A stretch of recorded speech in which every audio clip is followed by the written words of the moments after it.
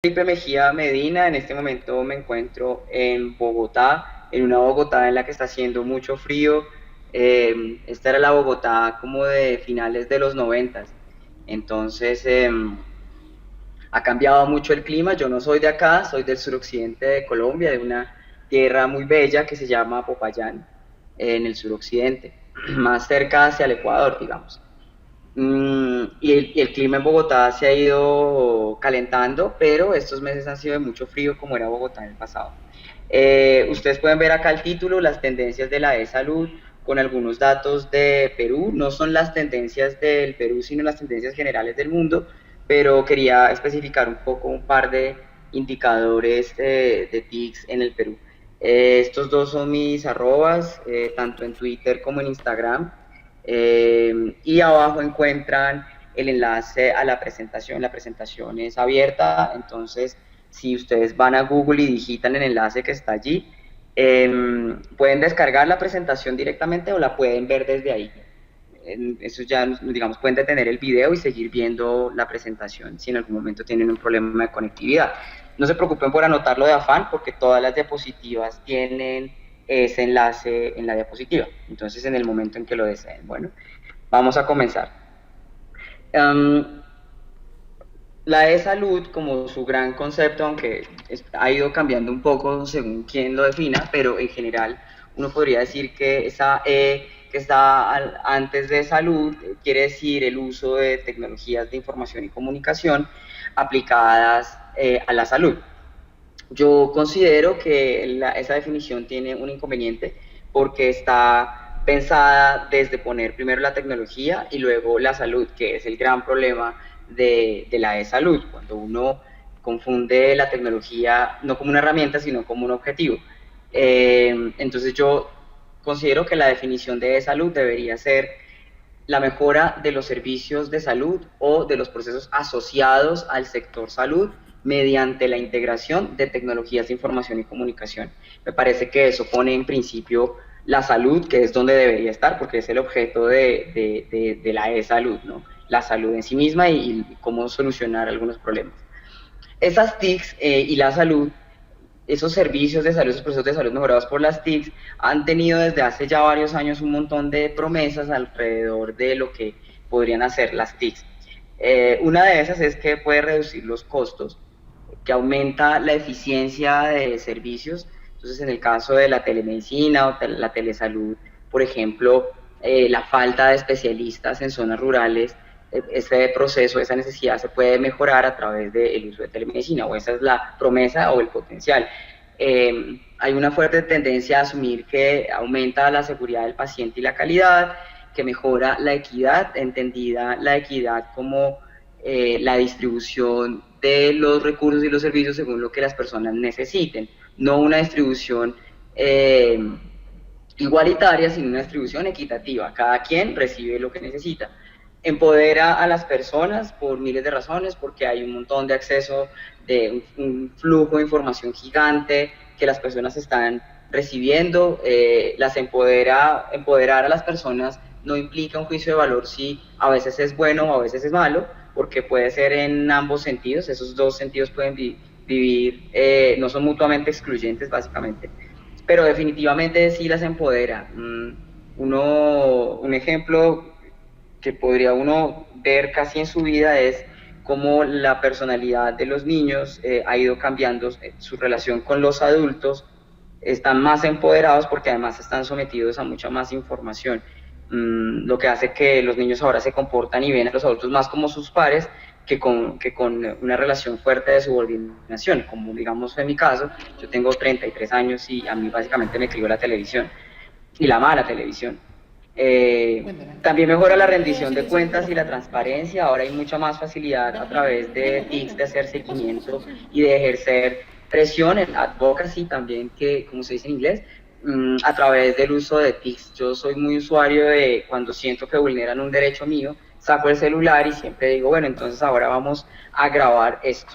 Eh, Eso le permite a uno llevar, como tener pruebas de si sus derechos han sido vulnerados, permite hacer un mayor registro, como cuando sucede con políticos, por ejemplo, que los atrapan conduciendo en estado están embriagados, pues de embriaguez, y hay cómo registrarlo. Entonces hay una presión externa que está a través de la empoderación de las personas, del empoderamiento de las personas, y además mejora la rendición de cuentas y la transparencia. ¿Qué pasa con la de salud? Esa es una gran pregunta, y es si realmente la de salud supera ese potencial y esa promesa, y si sirve para lo que dice que sirve. Para el 2010, allá abajo ustedes pueden ver las referencias. Para el 2010, fíjense que el punto era el siguiente: dice que there is a large gap between the postulated and empirically demonstrated benefits of e-health technologies. Entonces, bueno, esto está traducido con el Google Translate del 2014. Hay una gran brecha entre los beneficios postulados y empíricamente demostrados de las tecnologías de salud. Ese paper resulta muy interesante porque primero es una revisión sistemática, lo que tendría un nivel considerable de evidencia para ese entonces, sino que además sugiere que hay un problema entre lo que se asume que puede ser y lo que de hecho es, o lo que era para el 2010. Entonces hay un problema de no sabemos si realmente no funciona, solo que no tenemos evidencia suficiente para tomar una decisión o más fácilmente la decisión. Sin embargo, miren lo que sucede para el 2014. Entonces aquí dice: most articles show e-health is effective or cost effective, or at least suggest evidence is promising. La mayoría de los artículos muestran e-health es efectivo, es rentable, es costo efectivo, o al menos sugieren evidencia, que la evidencia es prometedora. También es Google Translate, pero traduce muy bien la idea.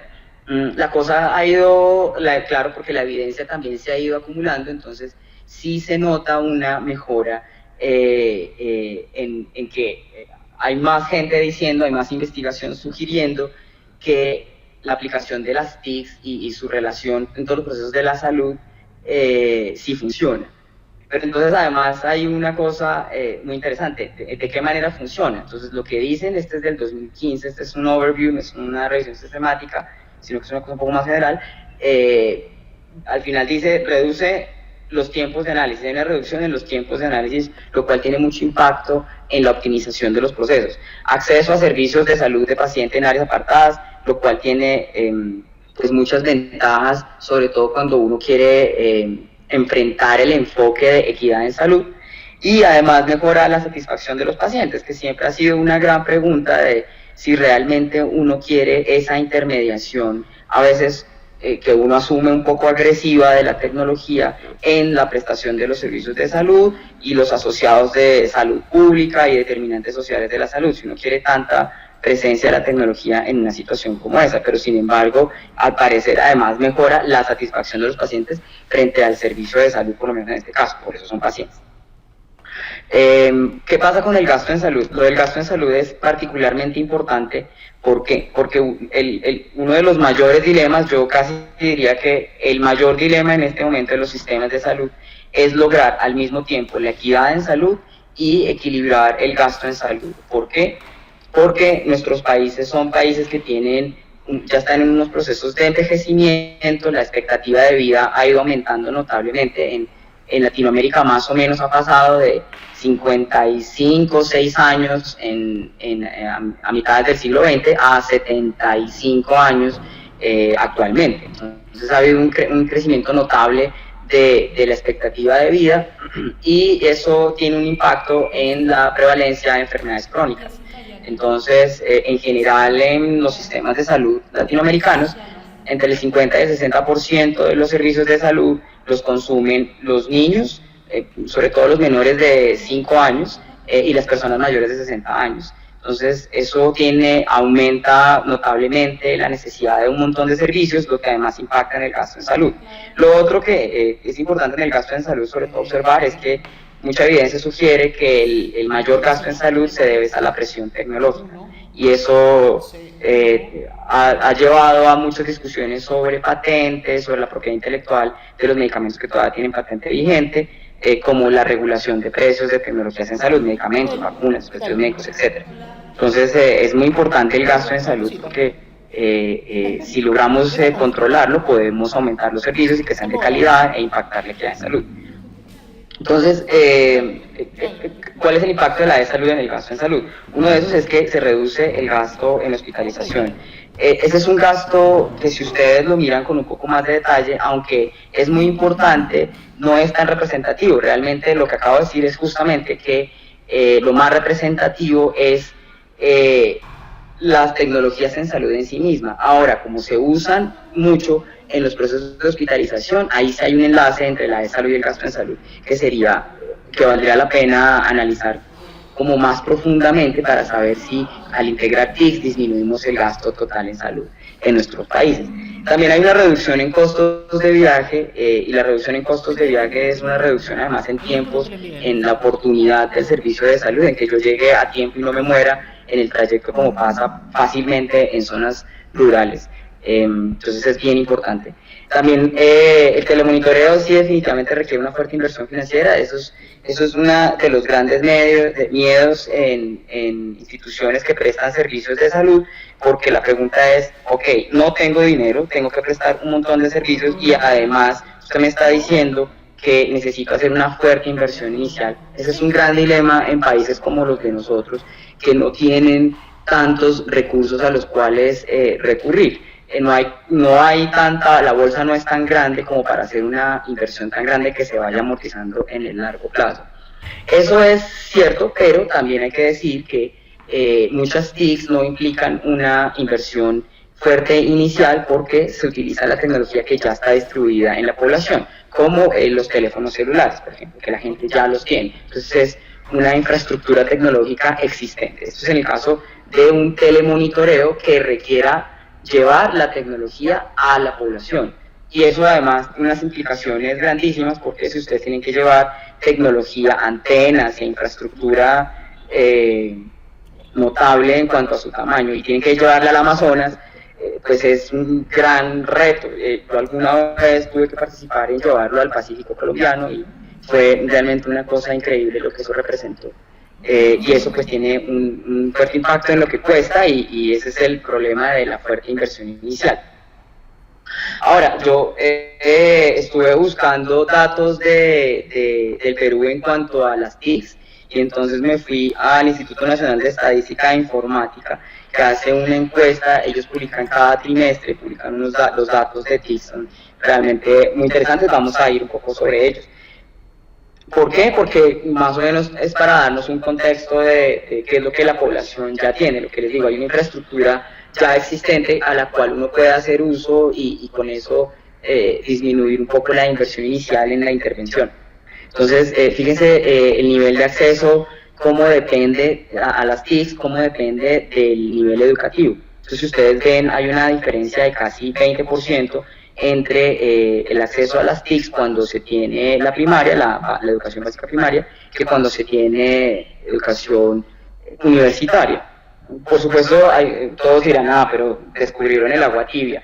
Bueno, era la hipótesis, uno la tenía en la cabeza y porque uno la ha visto muchas veces, pero tener el dato es súper clave, porque las líneas de base hay que superar como la suposición y la obviedad para tener el dato. Y fíjense que de todas maneras es muy interesante que realmente la diferencia no es de primaria a universitaria, sino que casi la misma diferencia, en este caso el 15%, es entre la primaria y la secundaria. Entonces la secundaria hace una gran diferencia en el acceso a las tecnologías de información y comunicación.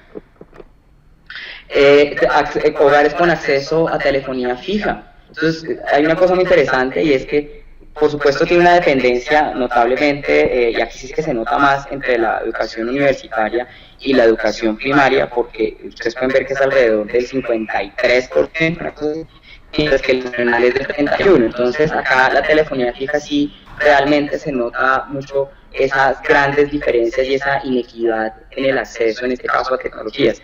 Pero la tecnología fija, ustedes deben tener la sensación que cada vez menos personas están interesadas en ella, o que cada vez menos se tiene. Aquí sería interesante incluir el dato, no lo tengo, de cómo fluye justamente eso, el nivel de la aceleración o desaceleración de la tecnología fija en el Perú. porque pues mucha telemedicina se hizo por telefonía fija, ¿no?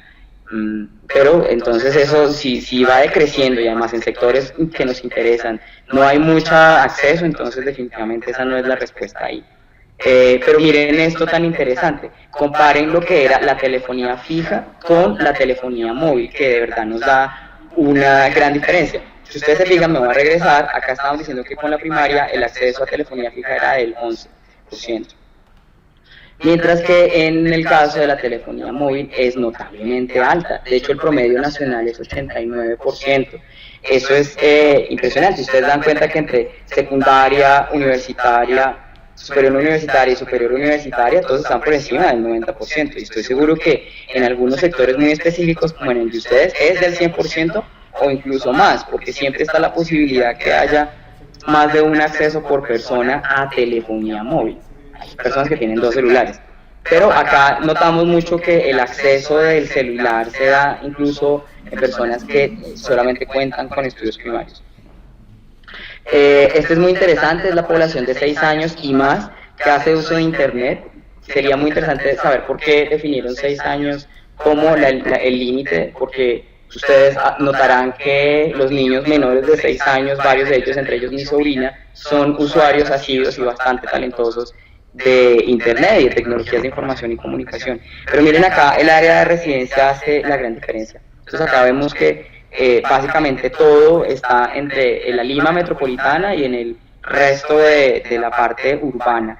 Esto es bien curioso, pero también uno tendría que verlo desde la otra manera, y es que por lo menos en Latinoamérica el 75% de la gente vive en las zonas urbanas. Entonces habría que hacer como una especie de promedio ponderado o mezclar también el nivel de urbanización, la distribución de la urbanización.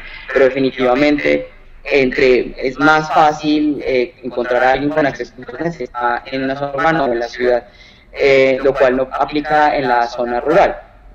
Pero esto igual tiene unas repercusiones interesantes frente a la equidad en salud, porque si queremos trabajar, por ejemplo, con poblaciones indígenas, con poblaciones campesinas que no están en las zonas urbanas, casi que por definición, sobre todo en el caso de las mutuamente excluyente con el campo,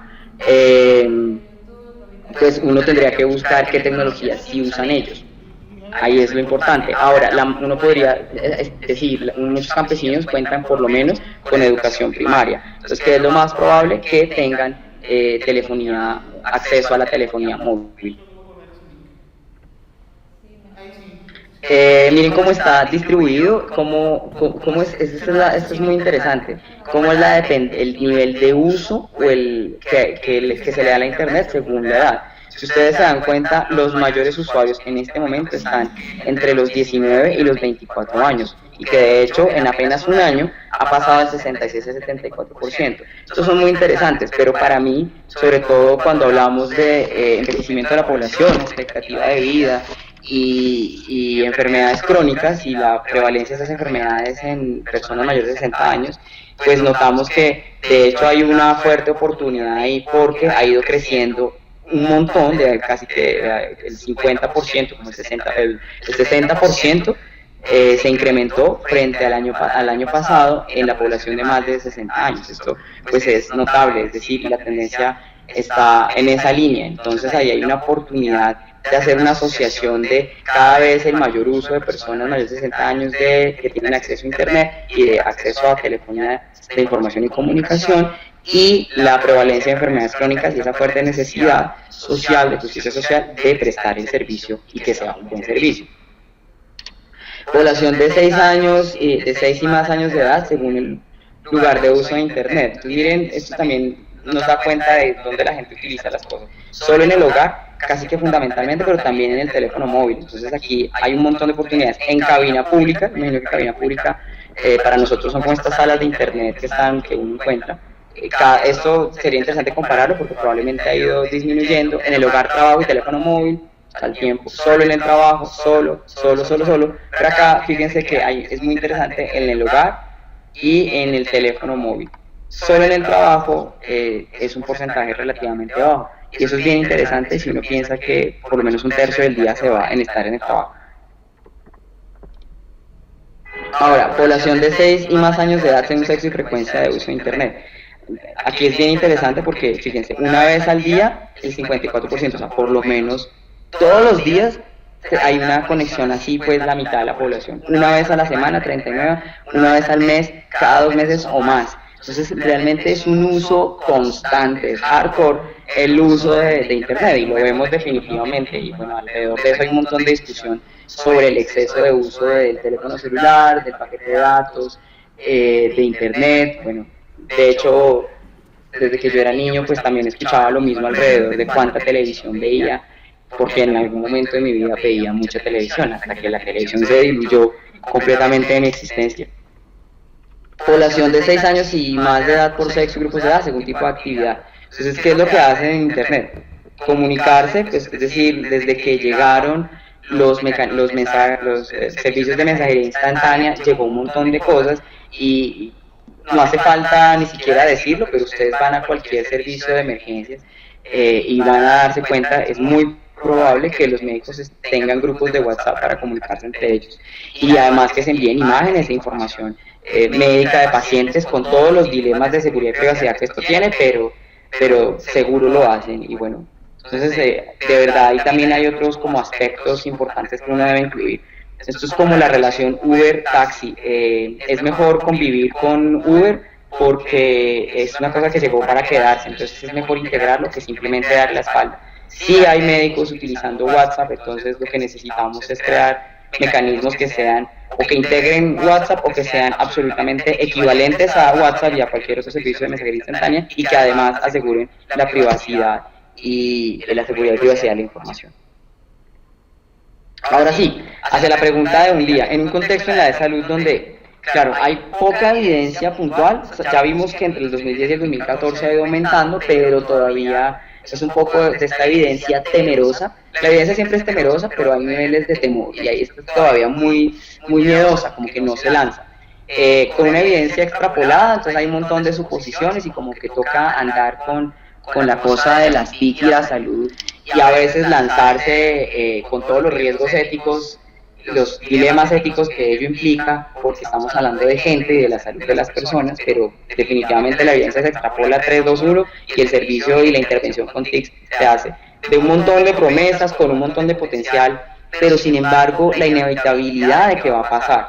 Ese sí es muy mi opinión, pero yo creo que definitivamente eso va a pasar, entonces la mejor actitud que podemos tomar es mirar de frente a las TICs y integrarlas para además asegurarnos que todo esté de la mejor manera posible y que no vayamos a perjudicar muchas personas alrededor de esto, porque siempre sale alguien perjudicado. Eso sí siempre va a pasar en cualquier intervención. A alguien le toca la entropía.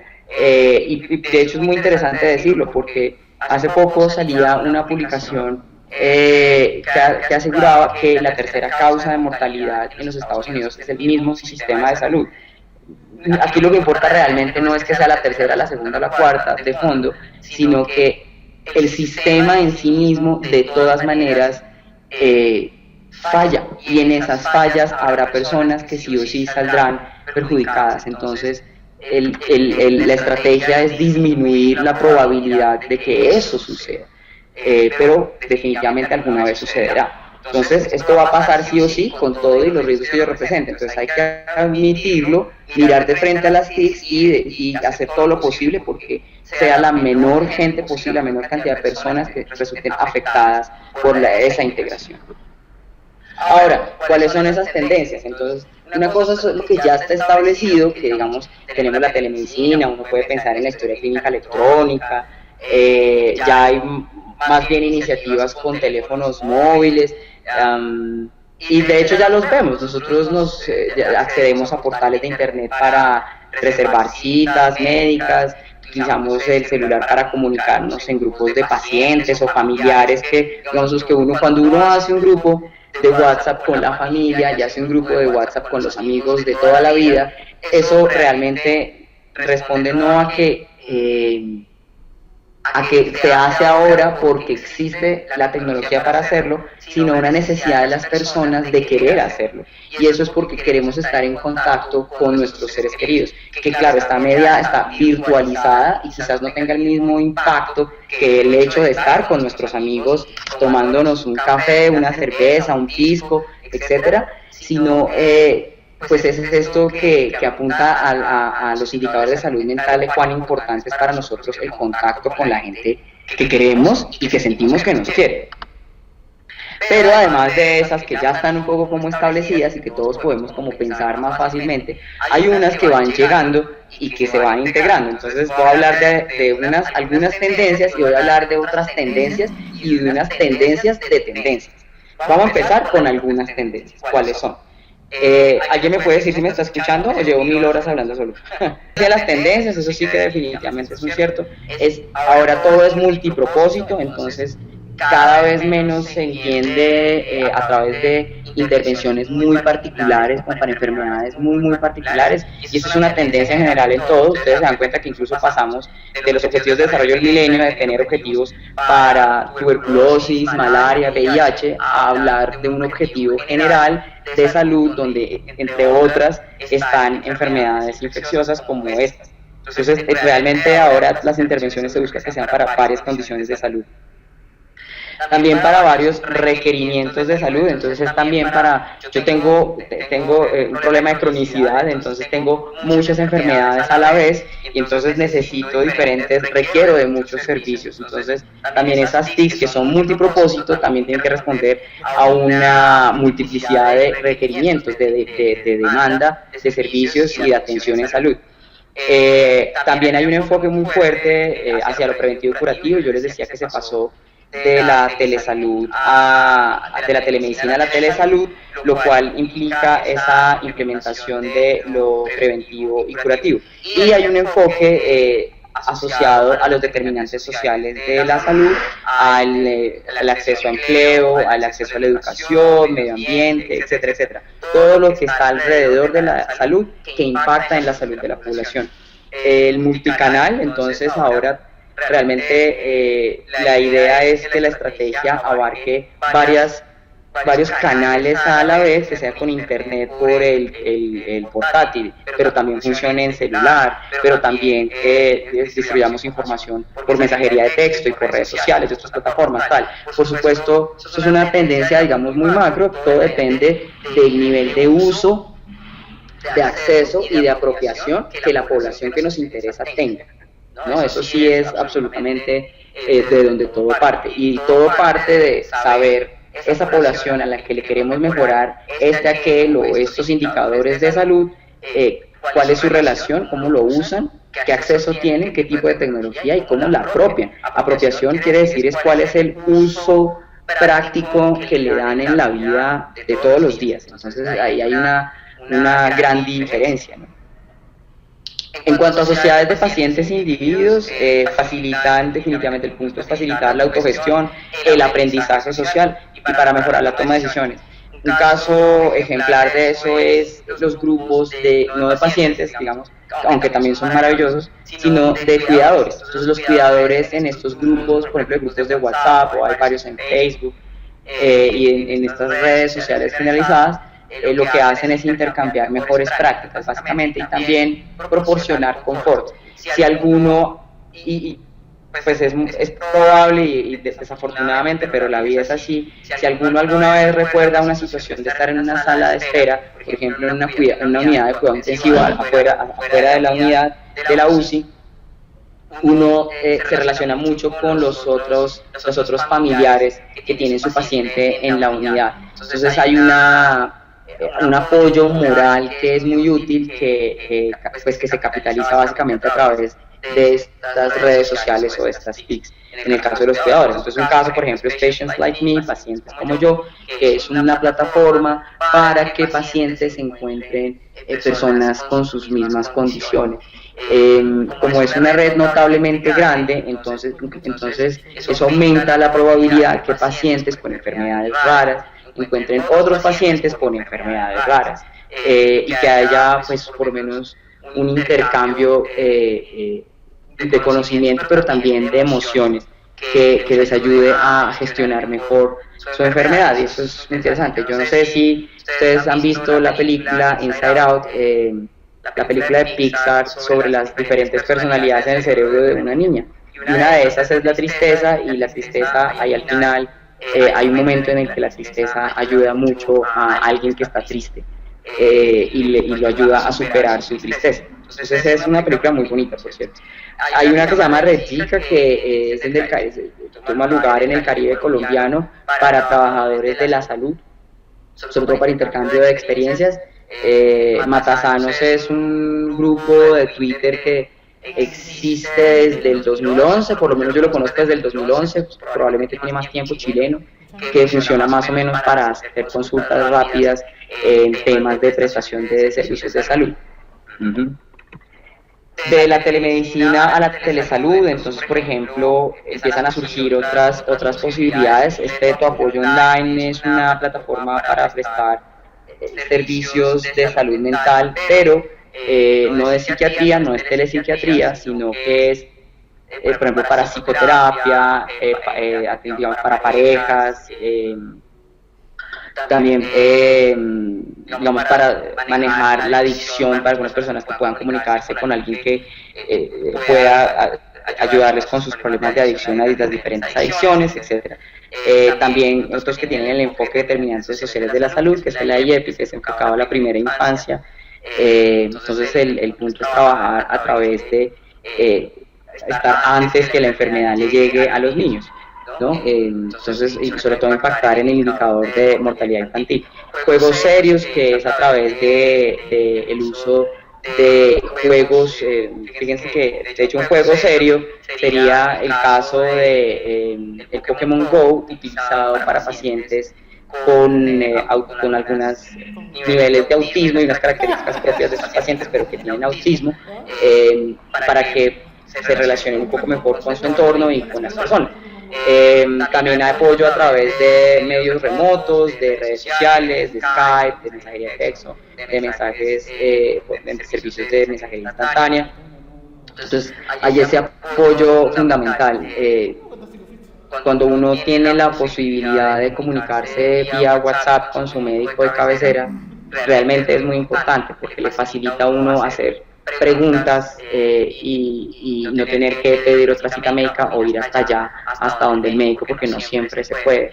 Por ejemplo, yo lo veo con mi mamá, que tiene que viajar 3 horas a otra ciudad donde está el médico especialista para que mire los exámenes de diagnóstico que le mandó, que además están impresos. Entonces algún día llegamos a la conclusión de, luego de tantas veces ir, pues por primero enviarlo por correo electrónico. Entonces mi mamá siempre me pagaba la cita, eso sí, no tal cual, pero enviaba, que finalmente lo que se paga es el diagnóstico o la opinión del profesional. Enviaba los exámenes escaneados, luego en PDF por correo electrónico, y luego incluso en pantallazo a través de WhatsApp, y ya está. Claro, un médico de confianza, en fin, todos los dilemas, pero para mi mamá, que tiene 73 años, era mucho mejor. Entonces para ella era más importante su satisfacción, y la urgencia de la opinión del médico, que asegurar que su información cumpliera con todos los protocolos de seguridad y demás. Para muchos temas de salud sexual y reproductiva, sobre todo en cuanto a embarazo adolescente, en cuanto a nutrición, para bienestar, hay muchas posibilidades ahí. Entonces esa es una clara tendencia que está, fíjense, alrededor más de la salud pública y alrededor de los determinantes sociales de la salud. Pero pues con esa conexión que es inevitable con la prestación puntual de servicios clínicos, ¿no?, a pacientes. Autodiagnóstico de autoseguimiento, esto sí que es lo que va a pasar. Esto más reversa, tiene un avión volando. Entonces sí hay una tendencia muy fuerte a que nosotros, los usuarios de internet, nos conectamos para buscar nuestra sintomatología en Google directamente, y luego buscamos eventos o reacciones adversas de tecnologías en salud, de medicamentos, por ejemplo, en Wikipedia. Utilizamos un montón de mecanismos que básicamente apuntan a autodiagnóstico. Entonces hay un montón de riesgos, pero ya hay muchas iniciativas y unas notablemente buenas que le apuntan al autodiagnóstico. Claro que no para tomar decisiones finales, pero para más o menos servir de guía. Uno de esos es el triage, que es básicamente para hacer la clasificación de las personas que llegan a los servicios de urgencias según el nivel de urgencia. Entonces, la ventaja cuál es que si las personas pueden ingresar toda esa información antes de llegar al servicio de urgencia, ya todo está más fácilmente dispuesto para esa persona. Entonces, si es una persona que realmente necesita un servicio inmediato, ya todo está claro. Probablemente él no va a llenar la información, pero sí la persona que va con él. Entonces, eso tiene grandes ventajas, como en esta especie de autodiagnóstico. Y también cuando estos sistemas como WebMD, ustedes escriben en internet www.webmd.com, ahí tienen como un verificador de síntomas, se llama. Entonces le dice a usted vaya a tal parte del cuerpo y ahí le da una lista de síntomas y va eligiendo los síntomas y él al final le pone una serie de condiciones según su probabilidad. No le va a decir usted tiene esto, porque al final así no funciona la ciencia. La ciencia solo le puede decir lo más probable es que sea esto, ¿no? Entonces ahí le da una tablita y eso tiene ciertas ventajas, sobre todo, digamos, cuando uno escucha estos mensajes de los ministerios de salud y de sus oficinas en las regiones diciendo como si usted en temporada de lluvias, si usted tiene una enfermedad respiratoria de tales características y considera que la puede manejar en la casa, quédese en la casa y no sature el servicio. Eso lo mismo lo puede hacer un sistema como el WebMD, que tiene esas grandes ventajas. Está justamente el apoyo, fíjense la diferencia, está el autodiagnóstico y el autoseguimiento, pero a la misma vez ustedes pueden ver aquí en WebMD está el apoyo a la decisión clínica. Es decir, cuando uno logra de alguna manera meter estos papeles impresos de algoritmos, de diagramas de flujo, que son las guías de práctica clínica, y incluirlas en un software, en una plataforma que haga exactamente lo mismo, pero que haga el proceso más ágil para tomar esa decisión. Eso es aprovechar la información médica en tiempo real para generar diagnósticos y tratamientos basados en evidencias. Las redes sociales muchas veces son redes sociales de, por ejemplo, especialistas que están conectados a horas específicas. Uno sabe quiénes están conectados, un poco como cuando uno va en el carro y está utilizando Waze y Waze le dice a su amigo está conectado, entonces uno sabe que esa persona está conectada y uno pregunta porque necesita un apoyo para tomar una decisión frente a un tratamiento, por ejemplo en un servicio de urgencia. Entonces es mucho más ágil que a veces incluso buscar el mismo médico dentro del mismo servicio de urgencias. Sobre todo si es de una especialidad médica y solamente hay ese especialista y no hay más. Entonces, en eso las redes sociales pueden ser muy efectivas. Pero cuando uno dice redes sociales no solamente es Facebook, Twitter, sino que hay redes sociales muy específicas o que se desarrollan para grupos trabajadores de salud muy específicos. Y pues precisamente los teléfonos móviles, es decir, cuando uno hace ni 10 años uno no podía hacer la siguiente pregunta, y estos puntos aparte, ¿por dónde vas? Esa pregunta es muy reciente porque de verdad no teníamos cómo averiguarlo. Las personas decían, yo llego a tal hora, salgo de mi casa y ya, porque lo que había era cercanía fija. Entonces esa pregunta de por dónde vas es hace muy poco en nuestras vidas. Y tiene ventajas que justamente se da el teléfono móvil, porque además de la paranoia que existe de que no soy dueño de mi libertad y que me persiguen y tal, pero facilita hacer preguntas de manera inmediata a personas que están ahí para responder a esas llamadas, ¿no? No necesitan estar en una única ubicación para recibir esa llamada, sino en cualquier ubicación. Solamente necesitamos saber que están disponibles para responder. Está la vigilancia e infodemiología entendida como la epidemiología aplicada a bases de datos, básicamente información de datos que vienen de redes sociales, por ejemplo, de motores de búsqueda. Eso es lo que llamamos infodemiología. Ese seguimiento de factores de riesgo o enfermedades de prioridad, hay, digamos, muchas maneras de hacerlo. En Colombia tenemos el SIS, el Sistema de Información de Salud del Ministerio de Salud, que ha abarcado varios subsistemas de salud y ha sido pues como de los grandes retos de este ministerio. Y de hecho, ustedes me lo podrán contar, pero lo supongo y no creo equivocarme, que en el Perú también hay muchas iniciativas de mejorar y de ampliar los sistemas de información de salud. Y es que esta es una tendencia además en todos los países del mundo y particularmente los latinoamericanos hemos hecho una apuesta muy fuerte, los ministerios han hecho una apuesta muy fuerte alrededor de los sistemas de información en salud, porque sin información en salud que sea de calidad, entonces tomar decisiones en salud es muy difícil. Hay otra, digamos, epidemiología apoyada por TICS, que es, por ejemplo, cuando se censa a la población, que ya no se haga el censo escribiendo en papel, de papel a una tabla en Excel y de Excel entonces se carga a un sistema. Directamente se puede hacer en los celulares, que es un poco incómodo, pero los celulares cada vez son más grandes, en la tableta o en lo que ahora se llaman los tablets, que es como ese punto intermedio, el eslabón perdido entre la tableta y el celular. Entonces, digamos, un ejemplo es este EMOCA, que era un registro a través de tableta, pero tableta con paquete de datos para tener un chat disponible sobre datos de dengue en algunas regiones. Igual se hizo Seamos en cólera en Haití a través de telefonía celular. Y en redes sociales hay un montón de cosas interesantes alrededor de redes sociales porque, por darles un ejemplo, ustedes pueden poner la palabra fiebre o tristeza o depresión en Twitter, solo pongan fiebre nada más, o dolor de cabeza, y se van a dar cuenta que es muy común y además porque las personas tienden a comunicar mucho de sus síntomas, digamos en el caso de la influenza, nosotros acá le llamamos gripa, pero cuando uno tiene un resfrío, entonces uno dice, justo hoy viernes y yo con resfrío, o un lunes en la mañana y no pude ir a trabajar porque tengo esta fiebre, no me dejó.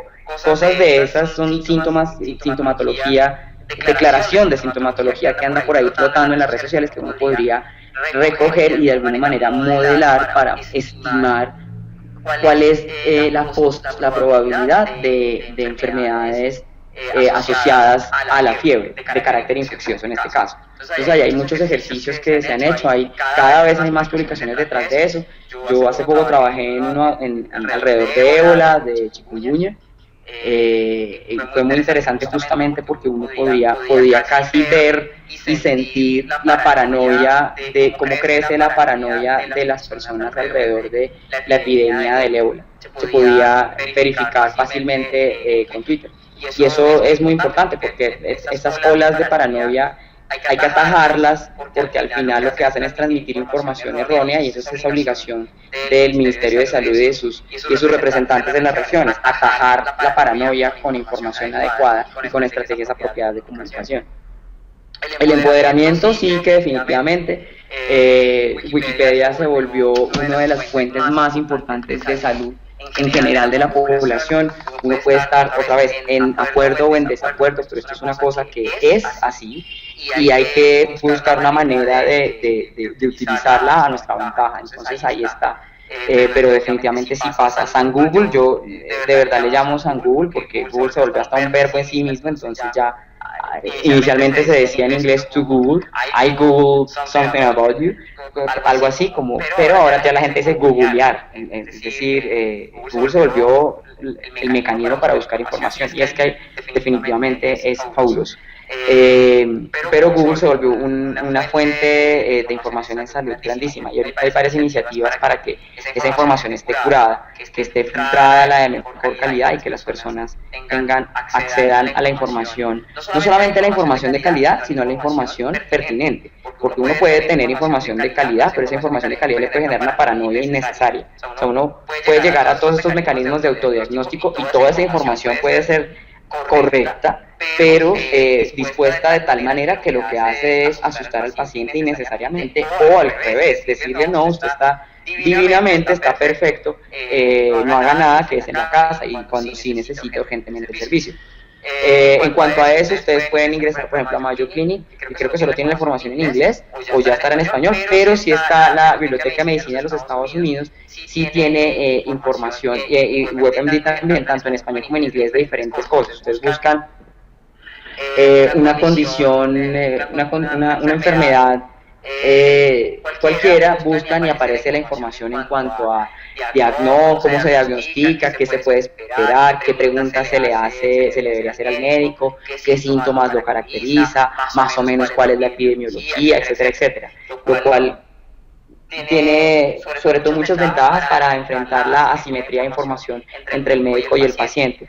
Así el paciente, sobre todo cuando llega con las preguntas claras, aprovecha muy bien el tiempo de la cita con el médico, del tiempo con el médico, pero además también entiende un poco más de lo que le sucede y no como la relación en la cual el médico pareciera que lo sabe todo, y sobre todo porque el paciente empieza a entender que en medicina y en salud todo es un asunto, como la realidad misma, todo es un asunto de probabilidades. Entonces lo que le dice el médico es lo más probable que él cree basado en su experiencia y en la evidencia que implementó en su decisión, o en la guía de práctica clínica que implementó en su decisión.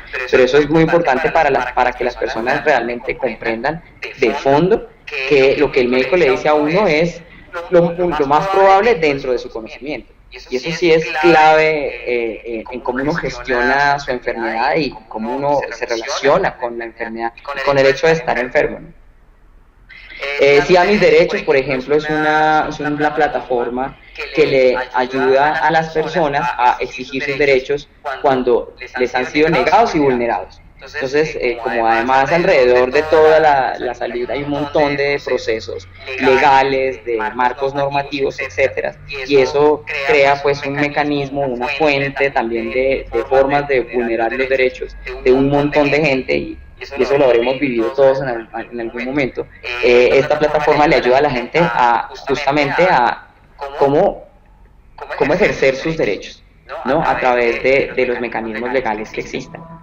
Y de los no legales, porque también, digamos, o de los no porque sean ilegales, sino que no son no legales, porque, digamos, convocar a la gente para que se queje a través de redes sociales y no sé qué, digamos, es como informal, pero es una manera de mostrar a la gente que hay mecanismos para exigir sus derechos, más allá de los mecanismos que están dentro del marco normativo y que tienen nombre y apellido. El Big Data, la tendencia a llegar, el 80% de los datos clínicos no están estructurados, y eso de los datos clínicos, digamos, toda la información que uno lanza y todos los datos que uno dice de sí mismo frente a su vida en redes sociales, esos sí que no están estructurados, sí, es decir, no tienen una caracterización como en este momento de la cual uno se pueda sentir, de la cual se pueda fiar, más que estructurado. La disponibilidad, accesibilidad y capacidad computacional es absolutamente crucial, pues porque están allí, también hay que acceder a ellos, pero lo que pasa es que como es tanta información, no solamente hay que tener la información, sino que hay que tener la capacidad de poder lidiar con la información, y lidiar con la información implica la capacidad computacional. Y más allá de eso, además está también la alfabetización alrededor de cómo lidiar con todo eso. O sea, yo puedo tener el Big Data, lo tengo en mi mano, pues en una mano invisible, ¿no? Como la de Keynes, era de Keynes, pero la mano invisible donde tengo todo el Big Data, ¿cierto? Tengo la capacidad computacional, pero no tengo ni idea qué entender y cómo sacar el conocimiento de ahí. Entonces no hay nada, entonces necesito las tres cosas. También necesito estar yo alfabetizado en cómo manejar el Big Data, eso es crucial. Ahora, si se estructuran, dado que estén estructurados, uno empieza a encontrar patrones en individuos, porque es mucha información, uno puede ver patrones, hacer epidemiología justamente sobre el Big Data y darse cuenta que otras indicadores de salud o de determinantes sociales de la salud están impactando a una población en particular. Patrones sociales, patrones de comportamiento.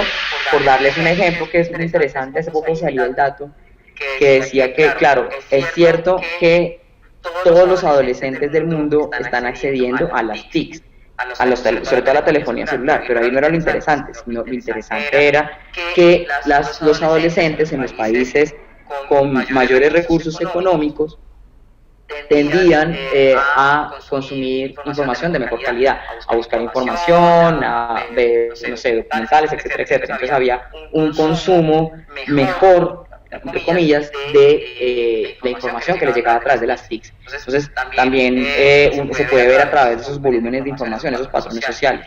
Las posibilidades predictivas, eso es muy interesante. Un claro ejemplo de eso, que de hecho ya es viejo, porque se hizo en el 2011 con respecto a la epidemia de cólera de Haití, en el cual a través de los tweets, imagínense pero es que eso es interesante, los tweets en Haití, después de uno de los terremotos más grandes de la historia del siglo XX. Pero, digamos, modelaron los tweets que se dieron en Haití y lograron darse cuenta que esos tweets estaban asociados muy cercanamente con la primera fase de la epidemia de cólera. Entonces, ¿qué es primero? ¿Los tweets o los datos que vienen de los laboratorios clínicos, que vienen del Ministerio de Salud en ese caso? Eso toma mucho más tiempo. Entonces tiene una posibilidad predictiva. Y que en una epidemia atinarle es importante, es decir, la predicción es indispensable, que la predicción sea certera es indispensable cuando se enfrenta a una emergencia de carácter epidémico. Además, pues está la medicina y la salud personalizada. En cuanto a que la salud personalizada, y es que ya entonces es más fácil que las personas tengan tratamientos que están diseñados exclusivamente para ellos. Claro, siempre parece que los tratamientos están diseñados, y de hecho las juntas de médicos y los médicos tratantes de ustedes o de las personas a su alrededor están intentando personalizar el servicio, por supuesto, pero con el Big Data realmente se puede hacer esa personalización en lo fino, en lo preciso. Es medicina de precisión. Otras tendencias, estas son otras tendencias que a mí me gustan mucho. Yo ahí pongo el enlace donde está la información como más ampliada, pero ahí está el resumen. Realidad virtual. Entonces la realidad virtual, pues ustedes, todos los que de finales de nacidos de finales de los 70 en adelante, los 80 se nos fue con una especie de fascinación en las películas de los Estados Unidos con la realidad virtual, y siempre ha sido fascinante, pero ahora ya hay mucha más aplicación, también porque la tecnología ha ido creciendo. Eso es como la frase que decía James Cameron frente a Avatar, y decía: yo solo pude hacer Avatar no porque no tuviera la idea antes, sino que Avatar solo la puedo hacer ahora porque hasta ahora está la tecnología para poder hacer esta película. Y eso muestra una cosa muy importante: la realidad virtual como concepto ya lo conocemos hace rato, pero ahora la tecnología permite mucho más, se le puede sacar más jugo a la realidad virtual. Entonces ustedes ven que, por ejemplo, en el 2010 había 359 artículos en PubMed, que puntualmente en temas de salud, mientras que en 5 años después básicamente se había duplicado la cantidad de publicaciones con la relación realidad virtual y salud. ¿En qué? Entonces, por ejemplo, hay ya varias iniciativas en educación y entrenamiento a trabajadores de la salud. Un caso ejemplar de eso es a auxiliares de enfermería, a médicos cirujanos. La realidad virtual es una introducción muy interesante a la relación espacial del médico cirujano con el cuerpo humano y con los órganos. Entonces sirve un montón para el entrenamiento y educación, no porque lo reemplace, sino porque realmente permite verlo. Entonces, digamos, en Colombia, sobre todo de los 7 años que se demora el graduarse de médico, los 2 primeros se van en una cosa más abstracta y conceptual, que se ve sobre todo en los libros o en los anfiteatros, pero que la realidad virtual puede justamente no reemplazar necesariamente, pero puede servir un montón de apoyo, sobre todo cuando las personas están estudiando en su casa.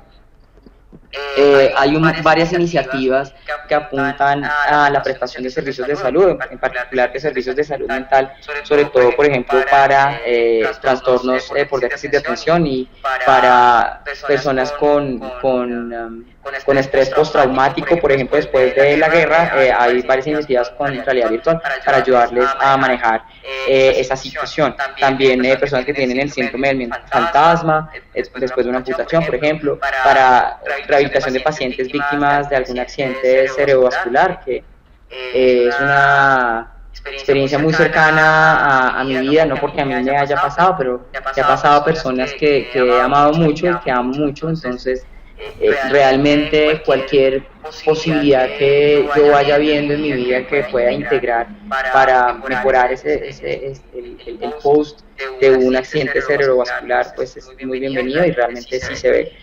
También se utiliza para personas con autismo, para ansiedades y depresiones, para personas con miedos profundos, pues es más fácil introducirlos justamente para manejar esas fobias, en fin. Y para gestión del dolor para personas que más, un ejemplo maravilloso en el cual ponen a las personas cuando les están haciendo el cambio de los vendajes, les cambian, los ponen a jugar. Entonces, los desenfocan del cambio de vendaje. Entonces, mientras ellos los están cambiando el vendaje, los ponen a jugar carros en una pantalla gigante con realidad virtual. Entonces el cerebro se desconecta un poco de la sensación del dolor y facilita no solamente para el paciente que siente menos dolor, sino para la persona que está haciendo el proceso, porque lo puede hacer más ágilmente a través, por ejemplo, de realidad virtual.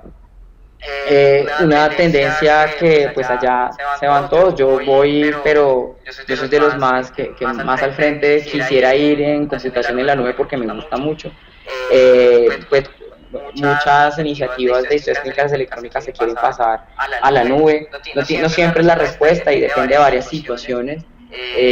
Pero sí, definitivamente en algunos casos funciona el estudio de clínica electrónica en la nube. También el asunto de manejar todo a través de telemedicina y teleconsulta de maneras muy interesantes, a través de disponer de toda la información que sea asincrónico en videos, por ejemplo, de diagnóstico o de comunicación que están alojados en la nube y que luego el paciente ve también accediendo a la nube. Para imágenes médicas, sí, sobre todo para guardarlas en general, pero también para poderlas ver en ciertas situaciones a través de la nube. En cuanto a salud pública de autogestión de pacientes, facilita un montón el trabajo entre grupos de interés alrededor del ejercicio de la salud pública y también para que los pacientes se puedan comunicar entre ellos y para cuidadores. Gestión de prestadores de salud y sistemas de información clínica. Definitivamente facilita mucho que la información esté en la nube cuando las diferentes entidades sanitarias tienen que acceder a ella. La entidad que se encarga de la vigilancia de tecnologías en salud, la que se encarga de supervisar la calidad de los servicios de salud y de la atención médica, la que se encarga directamente de los pacientes, la que se encarga de los síntomas específicos, pues la institución que presta los servicios de salud, etc. Si toda esa información está alojada en la nube, acceder a ella y la interacción con ella es mucho más sencillo. O digamos, ahí está como la idea. Para terapias y el uso secundario de datos, que claro, hay datos ahí que también pueden ser integrados, entonces cuando uno empieza a integrar, hacer estudios cuantitativos con la información que está en la nube, puede llegar de verdad a entender las diferencias de las enfermedades según los condicionantes sociales. Y eso además tiene como un anclaje a facilitar los estudios, los ensayos clínicos. Ciudades inteligentes, las ciudades inteligentes, ahora todo se volvió algo inteligente, como el teléfono inteligente. Yo prefiero llamarlo a él siempre el inteligente, como si yo fuera Pinky y él fuera Cerebro. Yo le digo a él el inteligente. Entonces también hay ciudades inteligentes, pero fundamentalmente imágenes satelitales para estar midiendo las temperaturas, monitorean con los celulares de las personas en la comunidad, pueden monitorear factores culturales, factores sociales y demográficos y así integrar, justamente crear como un factor de vulnerabilidad al calor, lo cual mejora y facilita el desarrollo de estrategias para que las personas vulnerables a las olas de calor no sean afectadas. En Oslo, los noruegos, pues los nórdicos siempre con estas ideas maravillosas y también pues porque tienen serios problemas de envejecimiento poblacional, tienen instalados muchos servicios en las casas directamente de las personas mayores de 60, 65 años, sistemas de monitoreo y vigilancia. De hecho, hay unos que son pues como súper elaborados, pero hay otros muy sencillos que las mismas personas desarrollan, como cuando la gente, y ustedes escuchan las noticias de tales padres, llevan a la cárcel a una niñera porque la mamá grabó con una cámara el maltrato, no sé cómo. Estas historias que son básicamente de monitoreo y de vigilancia se han ido aplicando de muchas maneras y cada vez más a través de ya iniciativas propias de los gobernantes en las ciudades para poder monitorear y vigilar a sus adultos en caso, por ejemplo, de una caída, como los botones de emergencia, por ejemplo. Otros ejemplos de ciudades inteligentes, el uso de apps, del GPS, de los sistemas globales de posicionamiento global, cámaras, ¿para qué? Para reportar daños ambientales y riesgos de criminalidad. Entonces esto lo hacen sobre todo en Londres, donde se pueden tomar fotos y se sube la foto al app y con la ubicación del GPS se puede denunciar que alguien esté contaminando agua potable, se puede denunciar un montón de basuras que no deberían estar allí, etcétera. Los españoles en particular en Barcelona, ustedes verán muchos proyectos en Barcelona alrededor de esto, tienen una red de fibra óptica distribuida muy bien en la ciudad, entonces las estaciones de bus tienen wifi y esto no solamente es tan superfluo como en primera instancia parece, sino que de verdad se puede acceder a información turística, se puede acceder a información de la ciudad, facilita que las personas que no tengan paquete de datos, por ejemplo, puedan estimar mejor sus trayectos de regreso a casa o porque van a algún otro lugar y eso tiene pues un impacto. Si uno mejora el tráfico, mejora la calidad de vida. Eso es pero casi inmediato.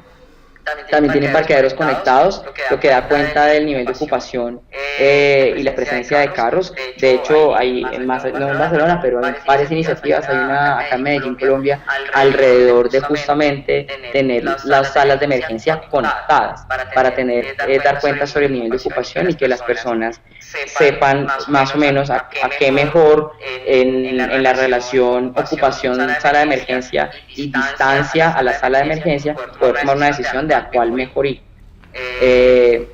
Por ejemplo, también en Barcelona tienen sensores en la ciudad que proveen información sobre ruido, polución, tráfico y clima. Se está midiendo, miren que todo esto va a ser Big Data, ¿no? Se está midiendo un montón de variables que facilitan la toma de decisiones en salud pública. Este es maravilloso, de las canecas de basura en las calles sensibles a la cantidad de basura depositada. Y esto de verdad que es bien interesante, porque eso puede facilitar cómo se distribuyen los carros recolectores de basura. Yo lo vivo todos los días porque enfrente mío hay una caneca de basura que es minúscula y muchas personas llegan a poner la basura y entonces la caneca, siempre hay basura a los alrededores. Por supuesto, el camión de la basura siempre pasa todos los días, pero podría pasar a una frecuencia diferente o cambiarían o podrían aumentar el tamaño de la caneca de basura. Pero esa información a ellos no les llega, ellos solamente ven la basura que tienen que recoger todos los días, no saben de qué manera esa basura está llegando a la caneca. Otras tendencias, la impresión en 3D que es cada vez más cerca, parece de mentiras, pues que de verdad ya podemos verlo de una manera tan tangible, y es que imprimir audífonos, imprimir prótesis que sean diseñadas para la persona en su condición muy específica. Y además no solamente es una personalización, eso sí me gusta decir, no es una personalización solo médica, sino que además es estética. Entonces, por ejemplo, si es una persona amputada porque fue víctima de una mina antipersona, esta prótesis que se le puede hacer, que además es específica para él y que es mucho más barata porque a través de impresión de 3D. También, por ejemplo, si la quiere poner, la quiere roja, la quiere verde, la quiere en rombos, la quiere en pepas, de manera que se cambie un poco de querer ocultar la prótesis a querer mostrar la prótesis. Como cuando en ciudades que tienen alto nivel de contaminación atmosférico, entonces las personas utilizan tapabocas y de tanto utilizar tapabocas empezaron a utilizar tapabocas, unas en pepas, otras en rojo, otras en cuadrados, otras minimalistas, no sé cómo, pues porque por lo menos que sea bonito, ya que es desagradable, por lo menos que sea bonito. Y en este caso una prótesis no tiene por qué ser desagradable, pero sí puede ser mucho más bonito, o que se relacione como un tatuaje de alguien, que se relacione de una manera estética con el usuario. Dispositivos implantables como los platos craneales que sean mucho más precisos, los reemplazos de cadera y rodilla, y el reemplazo de cadera es pues una de las cirugías más comunes en general. Mi mamá, por ejemplo, tiene un reemplazo de cadera, tiene una prótesis en la cabeza del fémur, y de rodillas. Estas son cirugías muy comunes que se pueden abaratar un montón a través de la impresión 3D.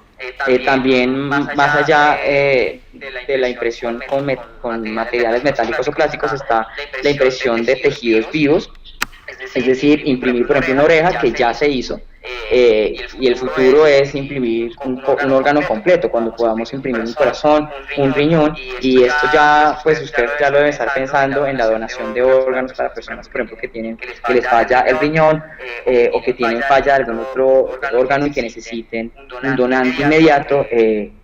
La impresión de un órgano completo sería una gran solución a ese gran dilema para tantísima gente. Pero pues eso sí que de verdad está en el futuro de la tendencia. O sea, estamos un poco no tan cerca, pero bueno, en la experiencia con la ciencia hay muchas cosas que llegan más rápido de lo que uno se imaginaba, y hay otras cosas que nunca llegaron o que se hicieron de otra manera. Yo creo que todos los que nos ha gustado Volver al Futuro, Back to the Future, podemos decir que de verdad los carros no vuelan. En el 2015 los carros no volaban, y pues porque realmente no necesitamos que los carros vuelen. Entre otras cosas, lo que necesitamos es que la gente utilice la bicicleta, o que si el mecanismo que va a volar sea a través de las personas movilizándose y haciendo ejercicio.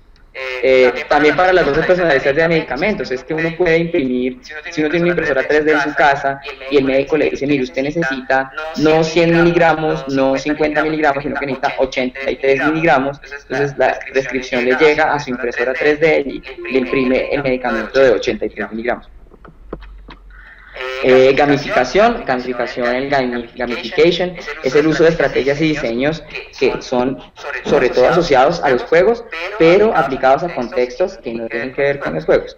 Entonces aquí pongo una lista de diferentes. Entonces, por ejemplo, hay como apps, en este caso es un app, pero que es un juego que le apunta a la actividad física, a que las personas tengan más actividad física. Ahí, por ejemplo, está el Runkeeper, el Night Fuel, para condiciones específicas, para la gestión de la diabetes, en este caso el App Band, de estilo de vida, para que seas para la autogestión de la salud, pero tiene enfoque de juego, fíjese, de gamificación. Para adherencia de pacientes a tratamientos, Super Better, que quiero utilizar en un tiempo, seguimiento de calorías, para la gestión de la medicación, para terapias físicas, etcétera. Si ustedes se dan cuenta, estas tienen como centro que son juegos. Es decir, que tienen una idea asociada a que, como no sé si utilizan Duolingo para aprender idiomas, que si ustedes van avanzando les dan estrellas, los premian, etcétera, etcétera. Esa es como la lógica detrás de eso. Ahora sí, para ya ir apuntando al final de la charla, yo tengo dos preguntas aquí. La una o la otra, justamente por este dilema de la evidencia. La pregunta es, ¿las TICs en la salud no incrementarían los precios de los servicios de salud como sí pasa con las computadoras o los carros? ¿Por qué? Porque si ustedes tienen una empresa que antes no tenía computadora y pone computadora, la optimización de los procesos hace que al final el gasto se disminuya. Curiosamente, en la salud pasa al revés. Entre más tecnología en salud va surgiendo y más vamos integrando los servicios de salud, más caro se va haciendo el servicio, más caro, va aumentando el gasto en salud.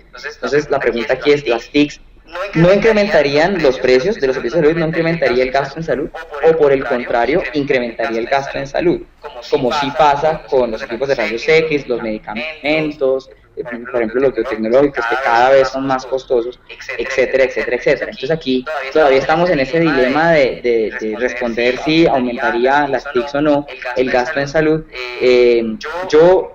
Mi convicción, o lo que yo creo, mi intuición profesional y personal, más bien digámoslo al revés, porque primero personal, de vida, de emociones y de oficio diario y de rutinas, más mi experiencia, me da la intuición que realmente al final sí va a disminuir el gasto en salud, pero cuando tenemos una estrategia, una multiestrategia.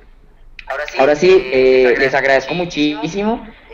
Aquí está mi correo electrónico, escríbanme pues yo siempre respondo y respondo rápido, y además pues es siempre un honor que pues, poderme comunicar con colegas y aprender de las experticias de todo el mundo. Mi Facebook, ahí están mis arrobas en Twitter, mi arroba en Instagram, mi enlace a LinkedIn. Recuerden que ahí está el enlace a la presentación, la pueden descargar cuando quieran, y aprovecho para agradecer a Gabriel y a todos los que organizaron el evento, y agradecerles a ustedes pues su tiempo.